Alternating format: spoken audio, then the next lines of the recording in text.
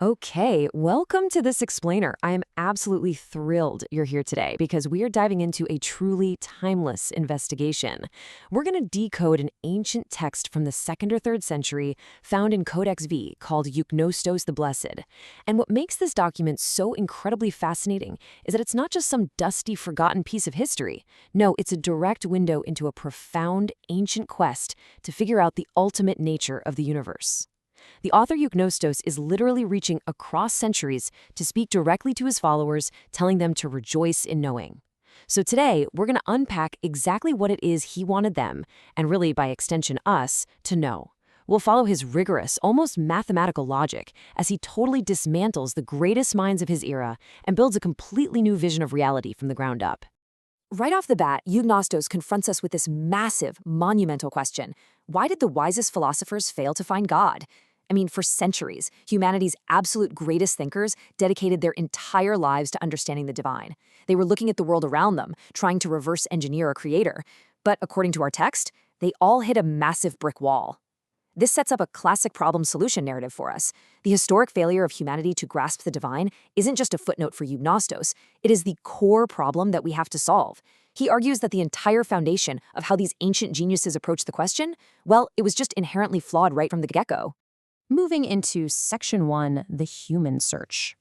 Let's dive into this existential crisis with his opening line. Listen to this. All people born from the foundation of the world until now are dust. Wow. Talk about a dramatic opening line, right?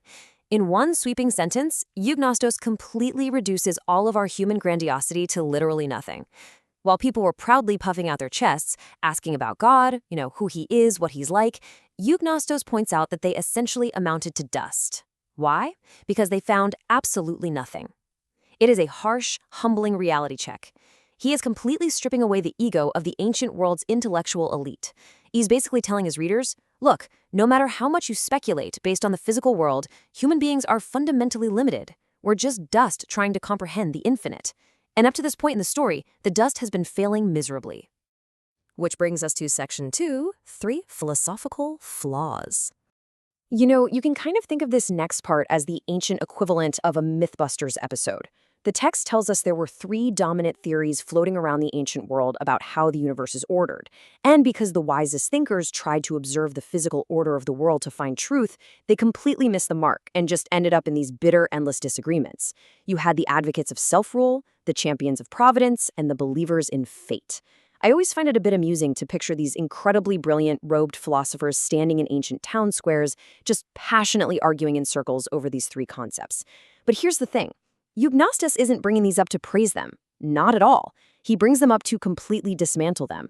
He states outright, absolutely none of these 3 voices are true. And this brilliantly illustrates exactly why he rejects them, using strict, impartial reasoning straight from the text. Let's break it down. First, if you believe the world operates on self-rule, meaning everything just kind of runs itself, Eugnostos argues you're left with an empty life. It's just a mere shadow that isn't truly real because it completely lacks a true foundation. Okay, so what if you believe in providence, the idea that a divine being is directly micromanaging every little thing in the earthly order? Well, Eugnostos points out a massive logical trap here. If God controls the physical world directly, that makes God directly responsible for all the evil in it. Yikes. Finally, if you believe in fate, that everything is just predetermined destiny, then you render God entirely powerless. He becomes trapped by the exact same rules of destiny that we are. So the crucial takeaway here is that by looking at a flawed physical world, these philosophers accidentally created flawed versions of God. Now for the real revelation. Section 3, the unknowable God. This right here is the grand turning point of the text. This is where Eugnostos introduces a completely different paradigm to break through all this philosophical gridlock. He introduces the concept of the true God. And notice the massive shift happening here. We are no longer looking down at the physical earth to understand the divine. Nope. We are now contemplating a purely transcendent reality. This God is above absolutely everything. He is eternal, invisible, the only one, and the Father of all. He's the ultimate source from which everything came, yet he himself came from nothing. Basically, he is entirely self-sufficient. And you see, this totally solves the trap of the philosophers.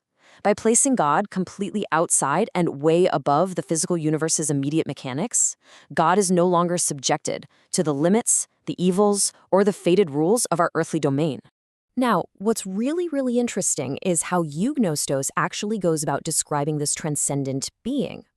He uses what scholars call apophatic theology.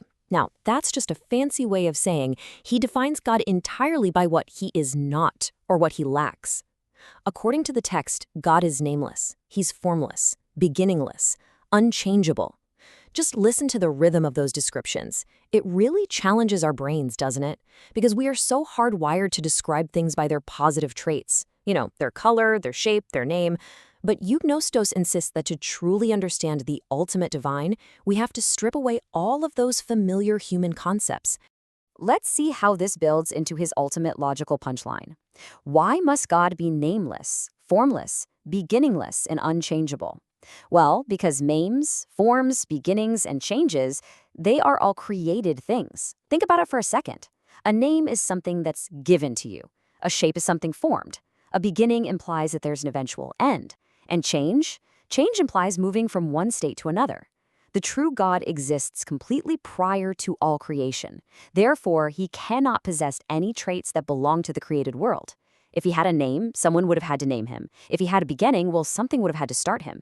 It is just a stunningly tight piece of philosophical logic that completely protects the ultimate majesty of God. Let's bring it all together in section 4, the cosmic order. So, you might be wondering, if God is so incredibly separate and unchangeable, how do we get from that infinite mystery all the way down to the physical world we actually exist in? Well, Eugnostos describes this beautiful emanation, basically a cascade of creation. At time 0, you have the unknowable God, solitary and absolutely perfect. From him emerges time 1, the first light, which the text also calls the angel of greatness. Now, this first light is super fascinating because Eugnostos says it is godlike in and of itself, but importantly, it remains subordinate to the highest God. It acts kind of like a bridge. Then, from that first light, at time 2, cascades an incredible array of celestial powers, angels, archangels, lesser gods, and heavenly beings. It's like a single beam of pure white light hitting a prism and just refracting into a stunning, structured hierarchy of spiritual reality. And here is the beautiful resolution to the cosmic mystery that Eugnostos offers. All of these cascading powers and beings exist in the exact words of the text, in harmony without jealousy. Remember those human philosophers from the beginning, the ones arguing, disagreeing, and stumbling around in the dust? In stark contrast, the true divine reality is perfectly ordered. It's harmonious and entirely free of envy or chaos. Eugnostos writes that all that is truly real is completed in exactly this way. And the ultimate promise of this text is that whoever manages to grasp this grand cosmic structure, whoever truly understands this emanation from the unknowable God, down through the light, that person becomes, quite literally, blessed. As we wrap up this explainer, I want to turn Eugnostos' ancient logic outward to you with one final provocative thought. Does defining God by what he isn't actually bring us any closer to understanding what he is? By stripping away all human names, earthly forms, and physical limitations, do we just find ourselves staring into an empty void, or are we finally looking at the truest reflection of the infinite? It's a really profound paradox that Eugnostos the Blessed laid out all those centuries ago, and it's one that absolutely continues to challenge how we view the limits of our own knowledge today. Thanks so much for joining me on this journey through history. Keep questioning, keep learning, and as Eugnostos would say, rejoice in knowing.